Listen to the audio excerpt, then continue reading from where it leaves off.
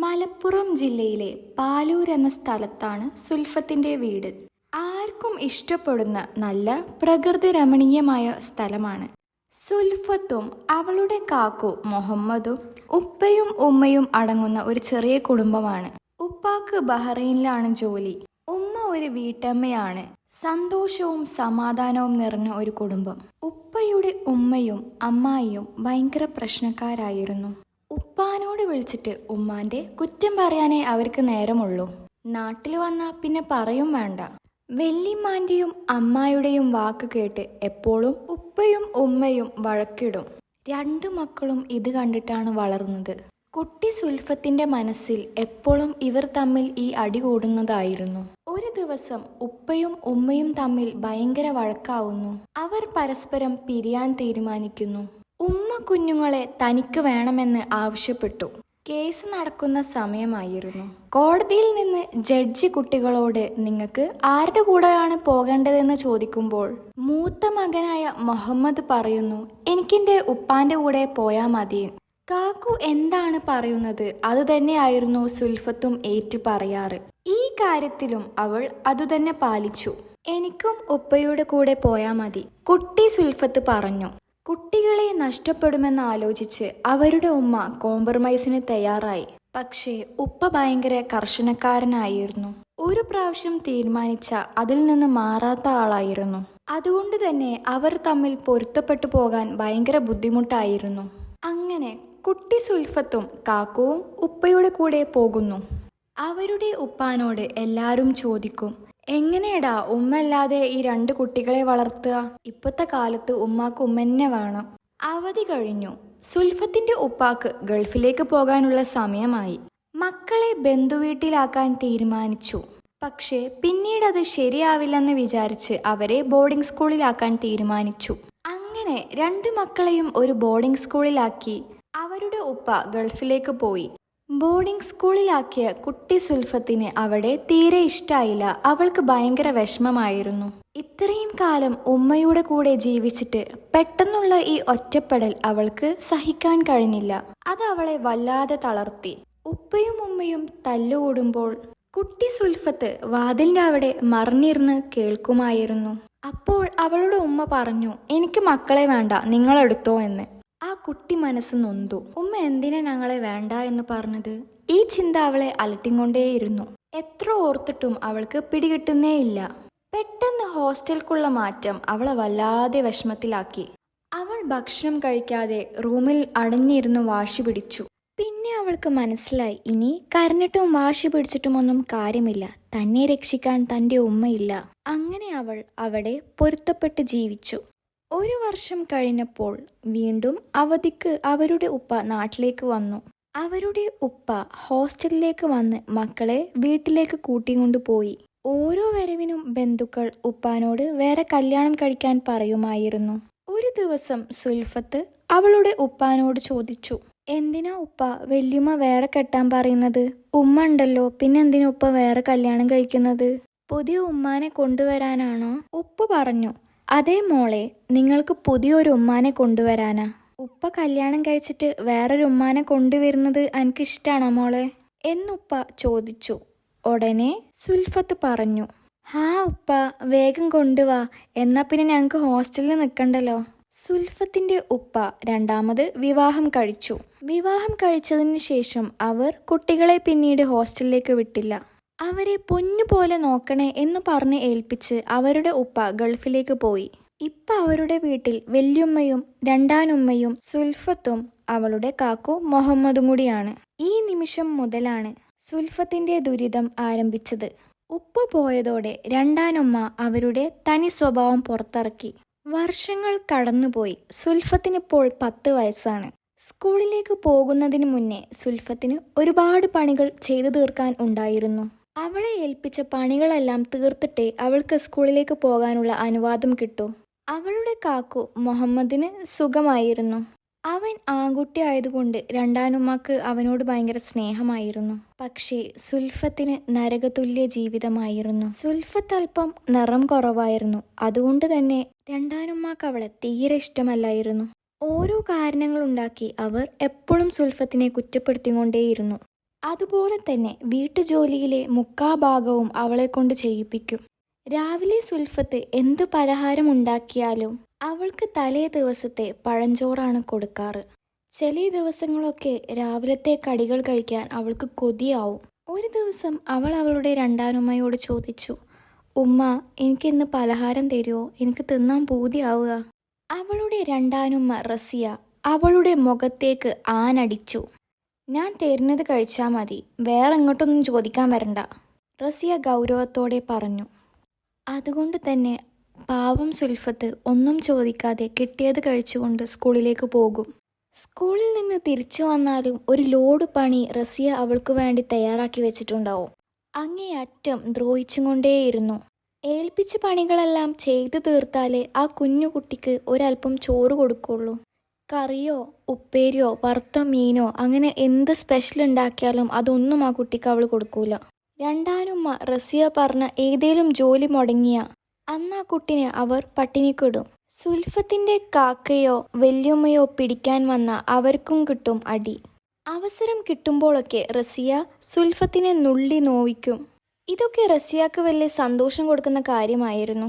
സുൽഫത്തിന്റെ ഉപ്പ ഗൾഫിൽ നിന്ന് വിളിക്കുമ്പോൾ ഇതൊന്നും പറയാൻ പാടില്ല എന്ന് റസിയ സുൽഫത്തിനെ ഭീഷണിപ്പെടുത്തി വെച്ചിരിക്കുകയാണ്.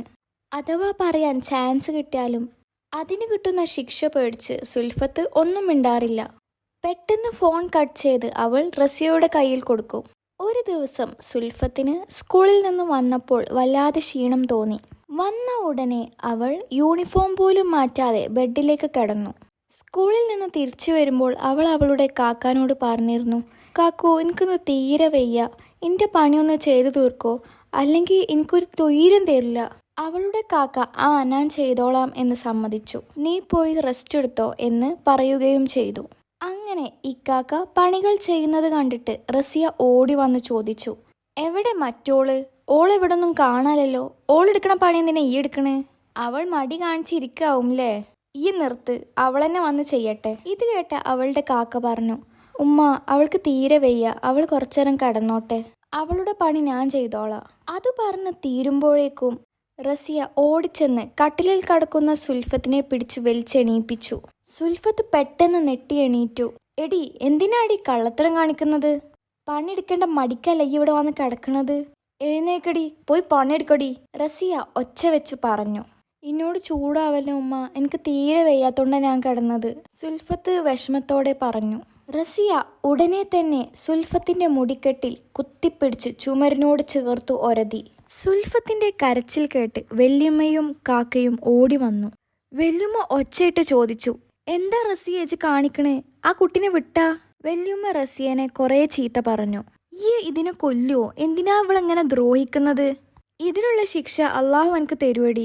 വല്യമ്മ സുൽഫത്തിനെ കുറെ സമാധാനിപ്പിച്ചു. അന്ന് അവളുടെ ഉപ്പ വിളിച്ചപ്പോൾ അവൾ തന്നോട് ചെയ്ത ക്രൂരതകളെല്ലാം പറഞ്ഞു കരഞ്ഞു. ഇത് കേട്ടു വന്ന റസിയ അവളുടെ കയ്യിൽ നിന്ന് ഫോൺ തട്ടിപ്പറിച്ചു വാങ്ങി. എന്നിട്ട് ഉപ്പയോട് പറഞ്ഞു, ഇവൾ പറയുന്നത് പച്ച കള്ളമാണ്, നിങ്ങളതൊന്നും വിശ്വസിക്കണ്ട. ഓളെ കളിക്കാൻ വേണ്ടി വിടാത്തതിനുള്ള ദേഷ്യം തീർക്കുക.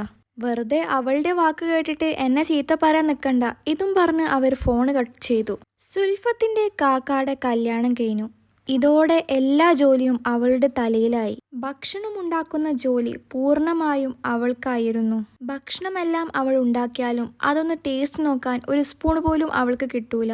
റസിയയുടെ അനുവാദമില്ലാതെ അവൾക്കൊന്നും അവിടുന്ന് എടുക്കാൻ പാടില്ല. അവർ കഴിച്ചതിന്റെ ബാക്കി മാത്രമേ അവൾക്ക് നൽകുകയുള്ളൂ. ഒരു ദിവസം സുൽഫത്തിന് ഏറ്റവും ഇഷ്ടമുള്ള ചിക്കനായിരുന്നു വാങ്ങിയത്. അത് വൃത്തിയാക്കിയതും മസാല തേച്ചതും പൊരിച്ചതുമൊക്കെ സുൽഫത്തായിരുന്നു. അവൾ എന്തു പണി അടുക്കളയിൽ ചെയ്യുമ്പോഴും റസിയ വന്ന് പരിശോധിച്ചു നോക്കും. അത് സുൽഫത്തിന് അറിയില്ലായിരുന്നു. അന്ന് ചിക്കൻ വറുത്തപ്പോൾ അവൾ കൊതിയോടെ ഒരു പീസ് എടുത്ത് കഴിച്ചു. ചിക്കൻ വറുക്കലെല്ലാം കഴിഞ്ഞപ്പോൾ റസിയ നോക്കാൻ വേണ്ടി വന്നു. അടുക്കളയിൽ വന്ന് ചിക്കൻ പാത്രം എടുത്തു നോക്കി. അവൾ എണ്ണിവെച്ച ചിക്കൻ കഷ്ണത്തിൽ നിന്നും ഒരു കഷ്ണം കാണാനില്ല. ഉടനെ റസിയ സുൽഫത്തിനോട് ഒച്ചയിട്ടു, ആരാടി ഇതിന്നൊരു ചിക്കൻ പീസ് എടുത്തത്? ഞാനിവിടെ എണ്ണി വെച്ചതായിരുന്നല്ലോ, മര്യാദക്ക് സത്യം പറഞ്ഞോ? ഇത് കേട്ട സുൽഫത്ത് പേടിച്ചു വറച്ചൊരു മൂലക്കെ പോയി ഇരുന്നു. റസിയ ഭ്രാന്ത് പിടിച്ചൊരു രാക്ഷസിയെ പോലെ തുള്ളിക്കളിച്ചു. റസിയ സുൽഫത്തിന്റെ മുടിക്കെട്ട് പിടിച്ചു പിന്നെയും ചോദിച്ചു, സത്യം പറയടി, ആരാ എടുത്തത്? സുൽഫത്ത് വല്ലാതെ പേടിച്ചു. ഇനി സത്യം പറഞ്ഞില്ലെങ്കിൽ ഉമ്മ എന്നെ കൊല്ലൂ എന്ന് അവൾ ഭയപ്പെട്ടു. ഉമ്മ, ഞാൻ അറിയാതെ ഒരു കഷ്ണം എടുത്തു പോയതാ, എന്നോട് ക്ഷമിക്കണം. അവൾ പേടിച്ച് വറച്ച് പറഞ്ഞു. ഇനി ഞാൻ ചെയ്യൂല ഉമ്മ, എൻ്റെ മുടി ഒന്നും വിടുമ്മ, എനിക്ക് വേദനിക്കുന്നുണ്ട്. റസിയ വറുത്തു വെച്ച ചിക്കനിൽ നിന്ന് ഒരു കഷ്ണം എടുത്ത് മണ്ണിലേക്ക് എറിഞ്ഞു. അവർ സുൽഫത്തിനോട് ആജ്ഞാപിച്ചു, പോയി കഴിക്കടി, അത് കൈകൊണ്ടല്ല, എൻ്റെ വായുണ്ട്, നായ്ക്കളെ പോലെ കഴിക്കടി അത്. സുൽഫത്തിനെ കൊണ്ട് ആ പച്ച മണ്ണ് തീറ്റിപ്പിച്ചു. ഇനി മേലാക്കം കട്ട് തിന്ന നിനക്ക് ഇതായിരിക്കും അവസ്ഥ. ഒരു അടിമയെപ്പോലെ പാവം സുൽഫത്ത് എല്ലാം അനുസരിച്ചു. പുറത്ത് അയൽപ്പക്കക്കാർ ചുറ്റും കൂടിയിരുന്നു. അവർ എല്ലാവരും പിറുപിറുത്തു. എന്ത് സാധന അല്ലേ ആ പാവം കുട്ടിനോട് ഇങ്ങനെ ചെയ്യണേ, ഇതിനെല്ലാം പടച്ചോൻ കൊടുത്തോളൂ. അടുക്കളയിലിരുന്ന് സുൽഫത്ത് കുറേ നേരം കരഞ്ഞു. അവൾ ആ കുഞ്ഞു മനസ്സിൽ എന്തോ തീരുമാനിച്ചുറപ്പിച്ചു. ഇന്നെങ്ങനെ ദ്രോഹിക്കുന്നത് നാട്ടുകാരെല്ലാം കണ്ടില്ലേ. അവൾക്ക് വല്ലാതെ നാണക്കേട് തോന്നി. പെട്ടെന്ന് അവൾ കബോർഡിന്റെ മുകളിലിരിക്കുന്ന എലിവശം കണ്ടു. ഓടിച്ചെന്ന് ആ എലിവശം എടുത്ത് അല്പം ചോറെടുത്ത് അതിലിട്ട് കുഴച്ചു. അത് കഴിക്കാൻ വായ തുറന്നപ്പോഴേക്കും അപ്പുറത്തെ വീട്ടിലെ സുഹറത്താത്ത അവളെ വിളിച്ചു. മോളെ സുൽഫിയെ, എവിടെയേ? അവരുടെ വിളി കേട്ടതോടെ സുൽഫത്തിന് വെപ്രാളമായി. അവൾ ഉടനെ തന്നെ ആ ചോറെടുത്ത് ഒളിപ്പിച്ചു. ഒന്നും അറിയാത്തതുപോലെ പറഞ്ഞു, ഞാൻ അവിടെ ഉണ്ട് താത്ത, കുറച്ച് പണിയിലാ. വീട്ടിൽ നടന്ന പ്രശ്നങ്ങളെല്ലാം അയൽപ്പക്കക്കാർ പറഞ്ഞ് അവളുടെ കാക്ക അറിഞ്ഞു. അവൻ ഗൾഫിലുള്ള ഉപ്പാനെ വിവരം അറിയിച്ചു. ഉപ്പ പറഞ്ഞു, എന്ത് ചെയ്യാനാ മോനെ, ഞാൻ അവിടെ ഇല്ലല്ലോ. ഇത് കേട്ടപ്പോ സുൽഫത്തിന്റെ കാക്ക പറഞ്ഞു, ഉപ്പ ഒരു കാര്യം ചെയ്യ്, നമുക്ക് അവൾക്ക് നല്ലൊരു വിവാഹാലോചന വന്ന അവളെ കല്യാണം കഴിച്ചു വിടാം. അവളെ ഇനി നമ്മളിവിടെ നിർത്തിയ റസിയമ്മ അവളെ കൊല്ലും. എന്തെങ്കിലും ഒന്ന് ഉപ്പ ഇപ്പൊ തീരുമാനിക്കണം. അങ്ങനെ അവരുടെ വകയിലുള്ള ഒരു കുടുംബത്തിലേക്ക് സുൽഫത്തിന് ഒരു വിവാഹാലോചന വന്നു. ആദ്യമൊക്കെ അത് മുടക്കാൻ റസിയ പഠിച്ച പണി 18 നോക്കി. കാരണം സുൽഫത്ത് പോയാൽ അടുക്കളയിൽ കയറി ജോലി ചെയ്യണല്ലോ. പക്ഷെ ഒരു കാരണവശാലും ചെറുക്കന്റെ വീട്ടുകാർ വിവാഹത്തിൽ നിന്ന് പിന്മാറിയില്ല. അവർക്ക് സുൽഫത്തിന്റെ എല്ലാ കഥകളും അറിയാമായിരുന്നു. എങ്ങനെയെങ്കിലും അവരെ രക്ഷിക്കണമെന്നായിരുന്നു അവരുടെ ചിന്ത. അങ്ങനെ ഒരു ചെറിയ ചടങ്ങിൽ സുൽഫത്തിന്റെ വിവാഹം കഴിഞ്ഞു. പാവം, ആ വീട്ടിൽ നിന്നും ആ കുട്ടി രക്ഷപ്പെട്ടു. വിവാഹത്തിന് ശേഷം സുൽഫത്തിനെ വീട്ടിലേക്ക് കയറ്റാൻ റസിയ സമ്മതിച്ചില്ല. സുൽഫത്ത് തന്റെ ഭർത്താവിന്റെ സപ്പോർട്ടോടു കൂടി മുടങ്ങിപ്പോയിരുന്ന തന്റെ പഠിത്തം വീണ്ടും തുടർന്നു. നല്ല മാർക്കോടെ പാസ്സായി. കാലങ്ങൾ കഴിഞ്ഞ് അവൾ അവളുടെ ഭർത്താവിന്റെ കൂടെ ഗൾഫിലേക്ക് പോയി. നല്ല ശമ്പളത്തിൽ അവൾക്കൊരു ജോലിയും കിട്ടി. ഒരവധിക്ക് അവൾ നാട്ടിൽ വന്നു. അവളുടെ ഇക്കാക്ക വഴി റസിയ അസുഖമായി കിടക്കാണെന്ന് അവൾ അറിഞ്ഞു. മരിക്കുന്നതിനു മുന്നേ അവളെ കാണണമെന്നൊരു ആഗ്രഹം പറഞ്ഞിരുന്നു. അവളെ അത്രമാത്രം ദ്രോഹിച്ച ആ സ്ത്രീയോട് സുൽഫത്തിന് ഒരു ദേഷ്യവും ഉണ്ടായിരുന്നില്ല. സ്വന്തം ഉമ്മാനെപ്പോലെയാണ് സുൽഫത്ത് അവരെ കണ്ടത്. തന്നോട് ചെയ്തതെല്ലാം മറന്ന് അവൾ റസിയയെ കാണാൻ പോയി. സുൽഫത്ത് വിവാഹത്തിന് ശേഷം ആദ്യമായിട്ടാണ് സ്വന്തം വീട്ടിലേക്ക് പോകുന്നത്. വീടും പരിസരമൊക്കെ പഴയ പോലെ തന്നെ. അവൾക്ക് പഴയകാല ഓർമ്മകൾ തിരിച്ചു വന്നു. അവൾ റസിയ കടക്കുന്ന റൂമിലേക്ക് ചെന്നു. ചുക്കിച്ചുളിന് വരണ്ട ഒരു ശരീരം. റസിയ മെല്ലെ അവരുടെ കൈകൾ ഉയർത്തി സുൽഫത്തിന്റെ കൈകളിൽ വെച്ചു. എന്നോട് ക്ഷമിക്കണം മോളെ, നിന്നോട് ചെയ്ത ദ്രോഹത്തിനൊക്കെ ഞാനിപ്പോൾ അനുഭവിക്കുന്നുണ്ട്. അവർ പൊട്ടിക്കരഞ്ഞു. സുൽഫത്ത് അവരെ കെട്ടിപ്പിടിച്ച് സമാധാനിപ്പിച്ചു. ഒരിക്കലും ഈ എന്നെ കാണാൻ വരില്ല എന്നാണ് ഞാൻ വിചാരിച്ചത്. മരിക്കുന്നതിന് മുന്നേ അന്നെ ഒന്ന് കാണണമെന്ന് എനിക്ക് ആഗ്രഹമുണ്ടായിരുന്നു. ഒരുപാട് തെറ്റുകൾ ഞാൻ എന്നോട് ചെയ്തിട്ടുണ്ട്. പൊരുത്തപ്പെടണമെന്ന് പറയാൻ പോലും അർഹതയില്ല. അത്രക്ക് പാപിയാണ് ഞാൻ. പടച്ചവൻ പോലും പൊറുക്കാത്ത തെറ്റാണ് ഞാൻ നിന്നോട് ചെയ്തത്. സുൽഫത്തും കരഞ്ഞുകൊണ്ട് പറഞ്ഞു, സാരമില്ല ഉമ്മ, ഞാൻ എല്ലാം മറന്നുകൊണു. എല്ലാം പടച്ചവന്റെ വിധിയാണ്. അവൾ അവരെ ആശ്വസിപ്പിച്ച് അവിടെ നിന്ന് ഇറങ്ങി.